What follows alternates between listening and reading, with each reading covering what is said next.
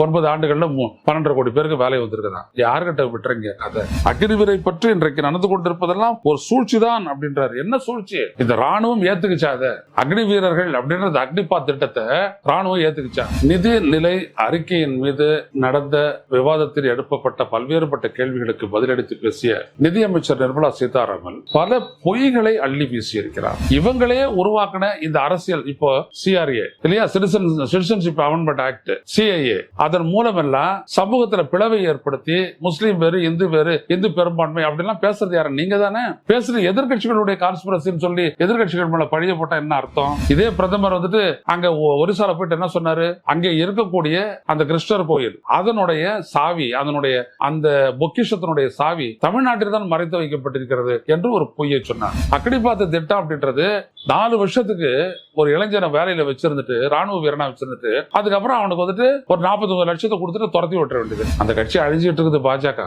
அதோட சேர்ந்து RSS, அவங்களுடைய கொள்கை மதவாதம் எல்லாம் அழிஞ்சிட்டு தான் இருக்குது. ஆனா இருக்கிறதுக்குள்ள இந்த நாட்டுல ஒரு பெரிய குழப்பத்தை ஏற்படுத்திடுவார்களோ என்று அச்ச வேண்டியது இருக்கிறது. நீங்க எந்த அமைச்சரவையில நிதி அமைச்சரா இருக்கீங்களோ அந்த அமைச்சரவையுடைய தலைவர் பிரதமர் மோடி தான் இதை பண்றாரு. முதலாளு Karim's biryani paradise at liberty and catering services, கோடம்பாக்கத்தின் அறுசுவை அடையாளம்.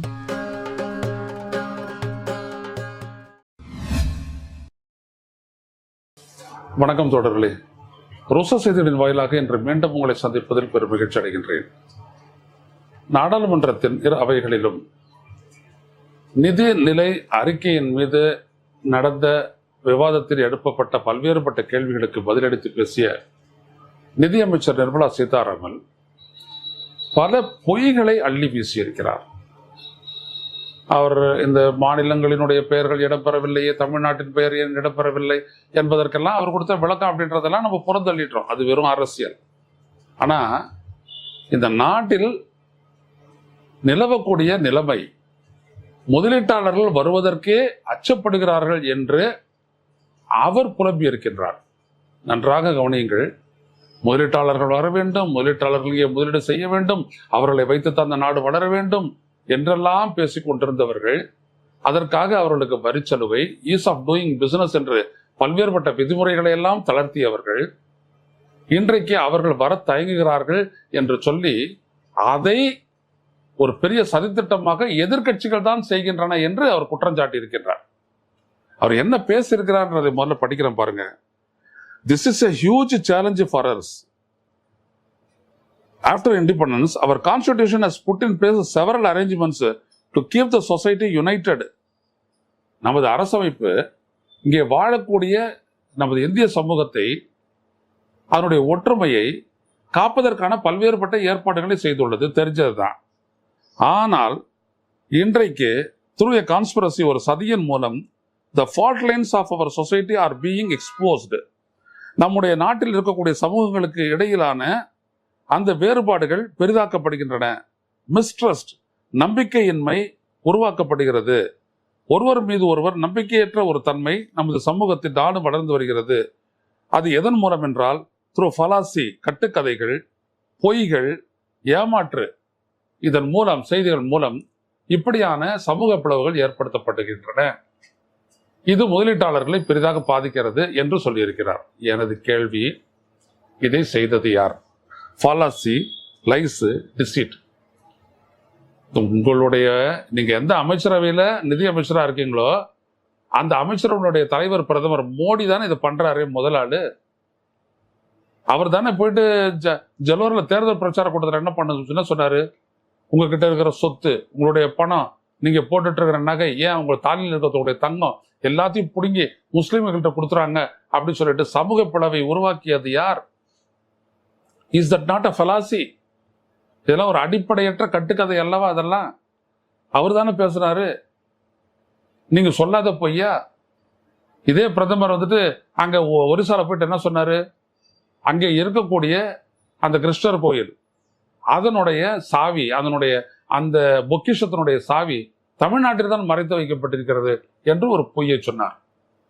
த கீ ஆஃப் த ரத்ன பண்டாரி அப்படின்னு சொல்லிட்டு அவர் பேசினாரு.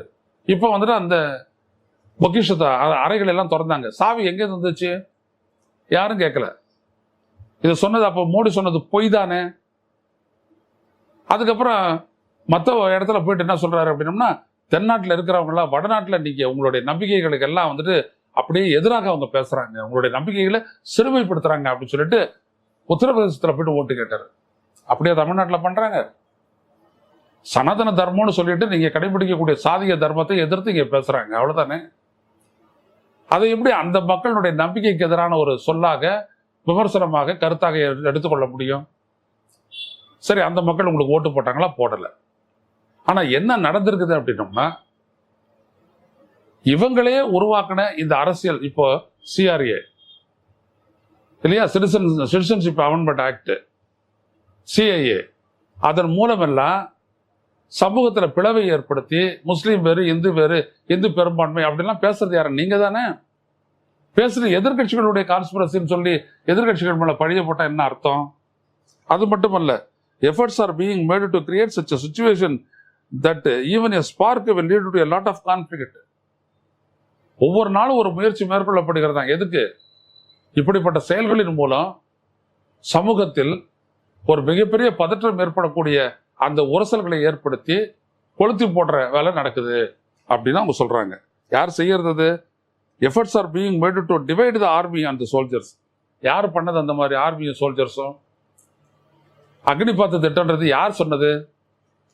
அக்னிபாத் திட்டம் அப்படின்றது 4 வருஷத்துக்கு ஒரு இளைஞனை வேலையில வச்சிருந்துட்டு, ராணுவ வீரனா வச்சிருந்துட்டு, அதுக்கப்புறம் அவனுக்கு வந்துட்டு ஒரு 49 லட்சத்தை கொடுத்துட்டு துரத்தி விட்டுற வேண்டியது.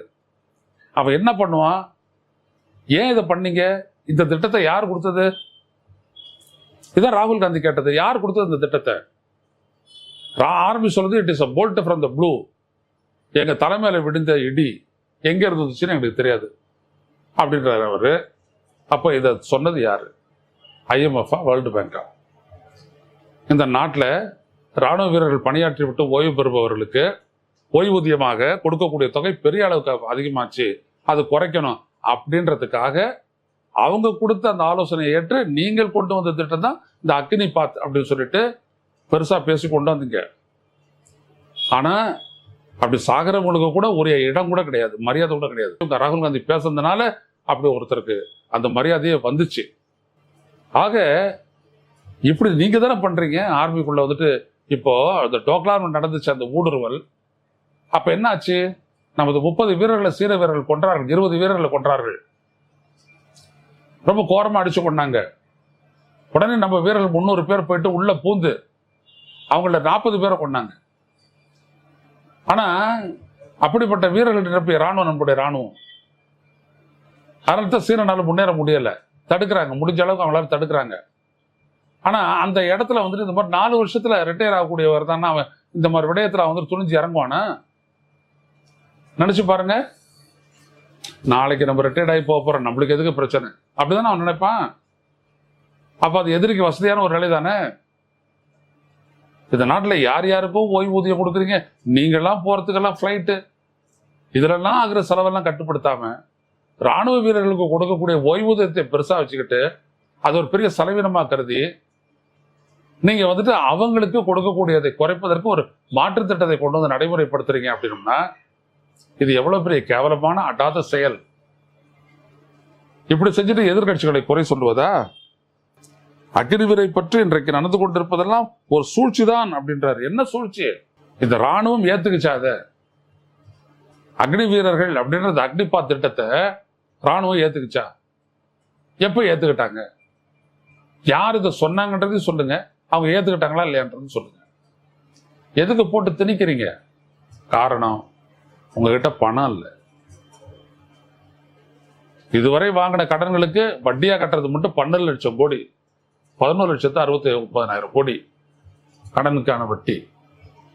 அது இல்லாத இந்த நிதியாண்டுல மேலும் 16 லட்சத்துக்கு கடன் வாங்க போறீங்க. வாங்கி இன்ஃப்ராஸ்ட்ரக்சரு, அது புடலங்கா, இதெல்லாம் செலவு பண்ணி மறுபடியும் கார்பரேட்டுகளை சம்பாதிக்க விட போறீங்க. அவங்க கிட்ட என்ன கிடைச்சது? உங்களுக்கு இந்த நாட்டுக்கு வருவாய் ஏதாவது கிடைச்சதா? வரி வருவாய் பெருகிச்சா? எதுவும் இல்லை. ஆனா அவங்களுக்கு எல்லாத்தையுமே பண்ணிட்டு நாடு முன்னேறல, அதுக்கு எதிர்கட்சிகளுக்கு காரணம் அப்படின்னா என்ன அர்த்தம்? எனவே நிர்மலா சீதாராமன் அவர்களே, நிறைய பொய் கொண்டு வீசுறாங்க. அவங்க 9 ஆண்டு காலத்தில் 12.5 கோடி பேருக்கு நாங்க வேலை வாய்ப்பு கொடுத்துருக்கிறோம், உருவாக்கி இருக்கிறோம்னு சொல்லியிருக்காங்க. அது இன்னைக்கு பேப்பர்ல கூட அப்படி பேசுறதா செய்தி வரல. 9 ஆண்டுகள்ல 12.5 கோடி பேருக்கு வேலை வந்திருக்குதா? யாருக்கிட்ட விட்டுறீங்க கதை? இப்படி எல்லாம பேசுவீங்க. பொய் சொல்றதுக்கு ஒரு அளவு வேணாம். எல்லாத்தையும் நீங்க செஞ்சுட்டு அதையும் அப்படியே எதிர்கட்சிகள் மேல போட வேண்டியது. மக்களை இதைத்தான் நான் உன்னிப்பாக கவனிக்கணும். அந்த கட்சி அழிஞ்சிட்டு இருக்குது பாஜக, அதோட சேர்ந்து RSS, அவங்களுடைய கொள்கை, மதவாதம் எல்லாம் அழிஞ்சிட்டு தான் இருக்குது. ஆனா இருக்கிறதுக்குள்ள இந்த நாட்டில் ஒரு பெரிய குழப்பத்தை ஏற்படுத்திடுவார்களோ என்று அஞ்ச வேண்டியது இருக்கிறது. நாம் எல்லாம் எச்சரிக்கையாக இருக்க வேண்டும். இந்த வீடியோ மிக அவசியமானது என்றால் தயவு செய்து பகிருங்கள், உங்களுடைய கருத்துக்களை பதிவிடுங்கள். மீண்டும் சந்திப்போம். நன்றி, வணக்கம். ஊடகம் கார்ப்பரேட் அரசியல்வாதிகளின் கைப்பாவையாக அடிமைகளாக இருந்தது போதும். இனி சாட்டை எடுத்து சுழற்றும் நேரம் வந்துவிட்டது.